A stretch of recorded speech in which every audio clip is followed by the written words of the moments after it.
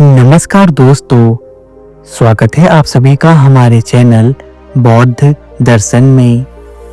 दोस्तों, आज जो कहानी हम आपके सामने प्रस्तुत करने जा रहे हैं, वह कहानी भगवान बुद्ध और किसा गौतमी की है, जो कि सत्य घटना पर आधारित है। यह कहानी उस शाश्वत सत्य को दर्शाती है कि जीवन में दुख अपरिहार्य है और इसे स्वीकार करने में ही सच्ची शांति निहित है। तो दोस्तों, वीडियो में अंत तक बने रहें और यदि ये वीडियो आपको पसंद आए तो वीडियो को लाइक और शेयर अवश्य करिएगा। श्रावस्ती नगर में किसा गौतमी नाम की एक गरीब पर सुंदर स्त्री रहती थी। उसका विवाह एक धनी व्यक्ति से हुआ था। उसे परिवार में बहुत अपमान सहना पड़ा, जब तक कि उसने एक प्यारे पुत्र को जन्म नहीं दिया। वह पुत्र उसके जीवन का केंद्र बिंदु बन गया। उसके सम्मान और खुशियों का वह एकमात्र स्रोत था। किंतु होने को कुछ और ही मंजूर था। जब वह बालक छोटा ही था तो अचानक बीमार पड़ा और मृत्यु को प्राप्त हो गया। किसा गौतमी का संसार उजड़ गया। वह अपने बच्चे के शव को सीने से लगाकर पागल सी हो गई और हर घर के दरवाजे पर जाकर गिड़गिड़ाने लगी। वे कहती, कोई तो मेरे पुत्र को जीवित कर दो, कोई तो मेरे पुत्र को जीवित कर दो, कृपया मेरे दुख को समझो, एक माँ की विनती स्वीकार करो। किसा गौतमी को यह विश्वास नहीं हो रहा था कि उसका इकलौता पुत्र अब इस दुनिया में नहीं है। उसे यह तनिक विश्वास नहीं था कि उसका प्रिय पुत्र अब मर गया है। वह इधर से उधर भटकती रहती और सभी से कहती रहती, मेरे पुत्र को जीवन दान दे दो, मेरे पुत्र को जीवित कर दो। जब लोग उसे बोलते कि तुम्हारा पुत्र अब इस संसार में नहीं है, तब वह अपना आपा खो बैठती थी। वह पागल हो जाती थी। वे इधर से उधर भटकती रहती थी। उसका दुख इतना गहरा था कि लोग उसे देखकर हैरान थे। कोई उसकी मदद नहीं कर पा रहा था। जब किसा गौतमी का मन व्याकुलता से भर गया, तब किसी दयालु व्यक्ति ने उससे कहा, देवी, यहीं पास में जेतवन विहार है। वहां भगवान बुद्ध ठहरे हुए हैं। तुम उनके पास जाओ। लोग कहते हैं कि वे लोगों को जीवन दान देते हैं। हो सकता है कि वह तुम्हारी भी कुछ मदद कर सके। जब किसा गौतमी ने यह सुना, तब रोती बिलखती किसा गौतमी अपने मित्र पुत्र के शव को लेकर भगवान बुद्ध के चरणों में आ गिरी और किसा गौतमी भगवान बुद्ध से अपने बच्चे को जीवित करने की प्रार्थना करने लगी। भगवान बुद्ध ने करुणा से उसकी ओर देखा और उसकी गहरी पीड़ा को समझते हुए शांत स्वर में कहा, गौतमी, मैं तुम्हारे पुत्र को अवश्य जीवन दान दूंगा, पर इसके लिए तुम्हें मेरी एक छोटी सी शर्त पूरी करनी होगी। तुम्हें एक छोटी सी चीज लानी होगी। आशा से भरी किसा गौतमी ने पूछा, प्रभु, वह क्या चीज है? मैं तुरंत लेकर आती हूँ। आप मुझे बताने की कृपा करें। भगवान बुद्ध बोले, गौतमी, मुझे एक मुट्ठी सरसों के दाने ऐसे घर से लाकर दो जिस घर में आज तक किसी की भी मृत्यु न हुई हो। किसा गौतमी जब यह बात सुनी उसके मन को थोड़ी शांति मिली। उसने कहा, प्रभु, मैं अभी जाती हूँ और सरसों के मुट्ठी भर दाने लेकर आती हूँ। किसा गौतमी तुरंत उठ खड़ी हुई और आशा से भरकर घर घर भटकने लगी। वह हर दरवाजे पर जाकर पूछती, क्या आपके घर में कभी कोई मरा है? मुझे सरसों की कुछ दाने चाहिए।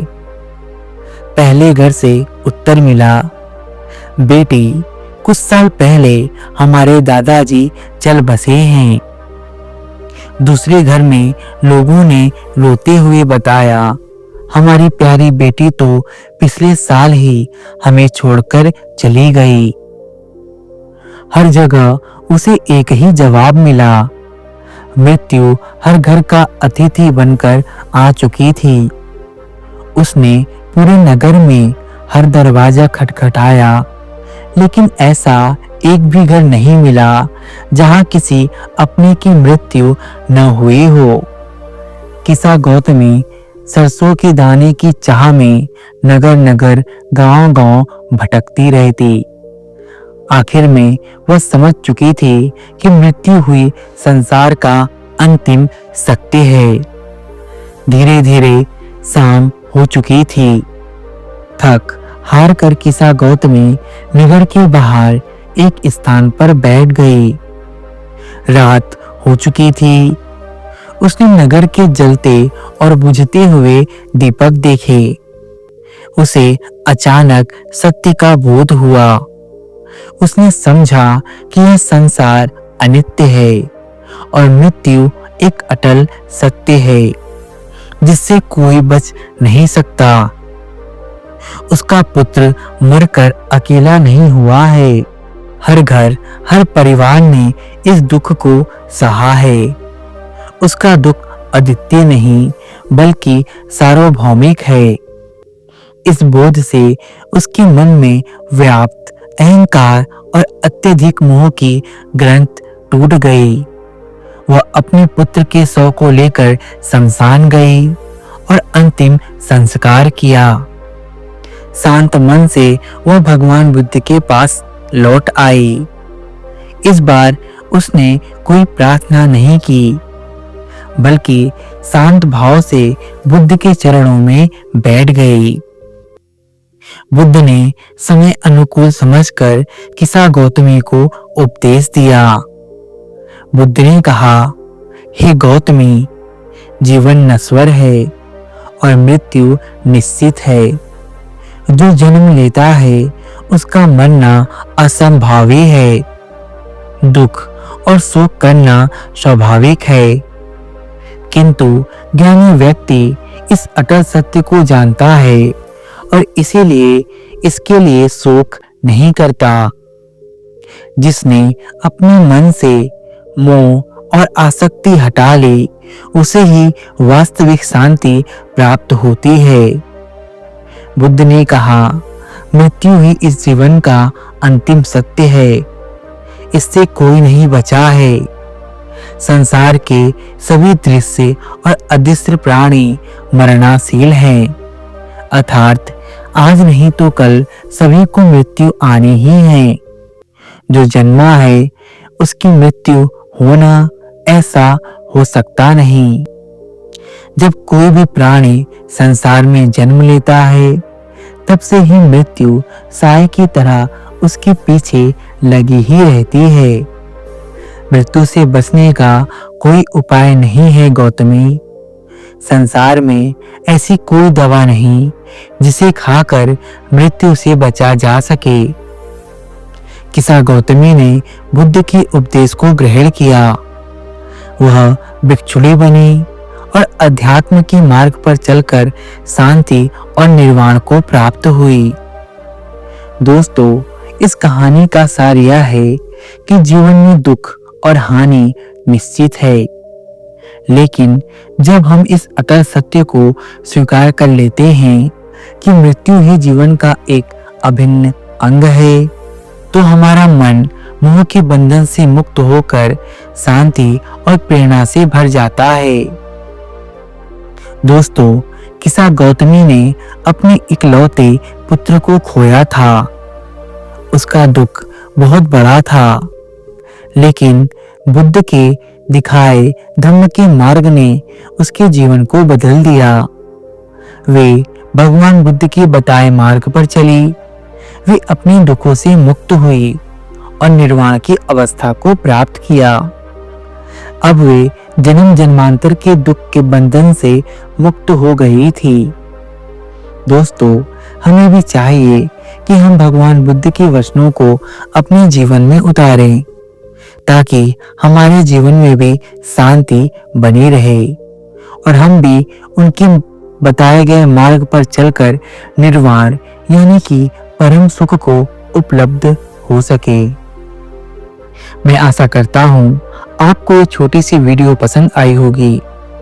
यदि आपको ये छोटी सी वीडियो पसंद आई और ये वीडियो आपको सार्थक लगी तो कृपया वीडियो को लाइक और शेयर अवश्य करें तथा हमारे चैनल बौद्ध दर्शन को सब्सक्राइब कर नीचे दिए गए बेल आइकन को भी प्रेस कर दें, ताकि आने वाली वीडियो की नोटिफिकेशन आपको सबसे पहले मिल सके।